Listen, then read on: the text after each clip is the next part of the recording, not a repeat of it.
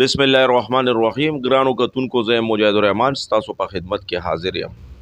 ملک صاحب نن موږ سره بیا موجود دی. ملک صاحب سره به موږ خبرې اترې کوو. راځئ موږ سره. السلام علیکم. وعلیکم السلام. اعوذ بالله من الشیطان الرجیم. بسم الله الرحمن الرحیم. تاسو موږ له دومره قیمتي وخت راکړو، زه ستاسو ډېره شکریه ادا کوم.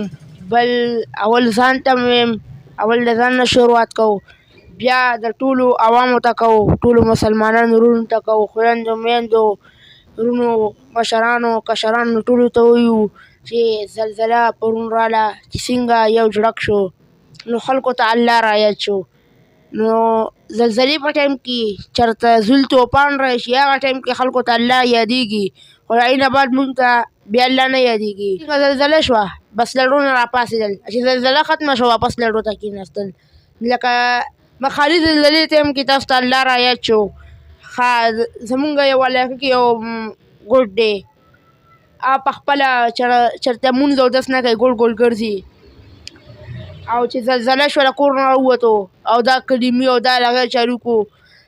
لکه څه مطلب خالي زلزلې ټایم کې زول توپان ټایم کې دوی ته الله را یاد شي، بل ټایم کې دوی ته الله نه را یادېږي. بس مونږ نه لکه د بیا خوا نور پلتو ټایم کې بس الله مونږ نه هېر دی. ولې نن نه پس ټولو مشرانو کشرانو ټولو ته دا وینا ده چې خویندو میندو مونځ اودس کوئ، دغه کوئ، دا نه چې تا والا بس یو ګنټه پس عذاب راځي، مونږ ته خو پته نه لګي یا سبا راځي یا اوس راځي، مونږ ته خو پته نه لګي. خپل مونځ اودس به کوو، روژې ونیسئ د دا روژو دا الله مونږ له دغه یو میاشت راکړې ده چې دې کې مونږه الله زموږ ګناهونه معاف کوي. دې کې چې څوک مړ شي وفات شي آیي چې جهنم دروازې بندي ډایرکټ جنت ته لاړ شي. نو دا نه چې په روژو کې مړي وشي یا هغه وشي نو تاسو چغې سوري مړي ته مه وهئ. مړي ته چغې سوري وهئ، هغه ته پې عذاب میلاویږي. چېرته قرآن سبق ورته وایئ، اول ځان ته ویم بیا تاسو ته ویم. نه ملکه خبرې خو دې بلکل روغې دي یار، ځکه چې بېګای جړک ورکو ښځې هم راوتې وې سړي هم راوتي وو، پوره هلګوله وه. یاره دا خبره خو دې ملکه زه بلکل ستا منم. نو بس چې جړک شي نو بس دوی ته الله را یاد شي، دوی ته بیا کلمې هر څه را یاد شي. او به غلط کارونه دي او دوی بس دا لیدلي دي. نه عوامو ته څه میسیج ورکول غواړې چې کنې تاسو څه وکئ دې خلکو ته لکه څه پکار دي؟ زمونږ چې کوم مشران دي هغوی دي سورزم ولګئ، خپل مونځ اودس دې کوئ، خپل واړه ماشومان هغې په مدرسو کې داخل کړي، لکه بیا لکه زمونږ په شان خوار او زار وي. یعنې پردی حق دې نه خوري، ظلم دې نه کوي، زیاتی دې نه کوي، دې کې خو ډېرې خبرې راځي که او جي بل دا چې د یتیمانانو حق مه خورئ، څه به دې جوړ کوئ، سم دې جوړ کړه د یتیمانو حق چې خورئ.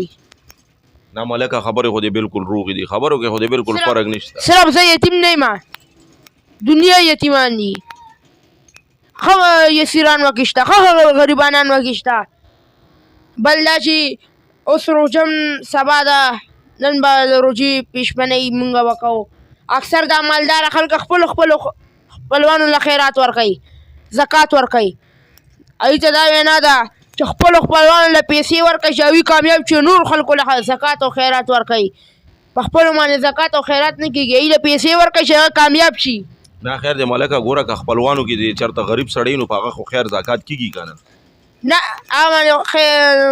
هغه خیر زکات مکات دا پې نه کېږي، هله چې نغدې ورکړي چې هغه پې کامیاب شي، هغه بیا نورو غریبانانو سره مدد کوي، هغوی له هر څه دي چې هغه لکه زمونږ په شان سیکړو جوړو کې ګرځي او خلکو له زکات او خیرات ورکوي.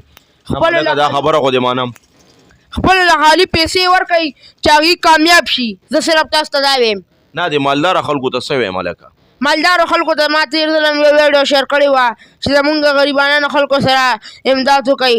څومره غریبانان خلک کوي دوی سره امداد وکوئ، خو چا هم ورسره کړي الله دې ورسره ښه وکړي او الله تعالی یې جنتونه نصیب کړه، او یا الله تعالی جهنم د اور نه وساتي، او یا الله څومره مسلمانان یا الله تعالی جهنم د اور نه وساتي، یا الله څومره مسلمانان وفات شوي الله ته یې وبخي، او یا الله هغوی ته جنتونه نصیب کړي.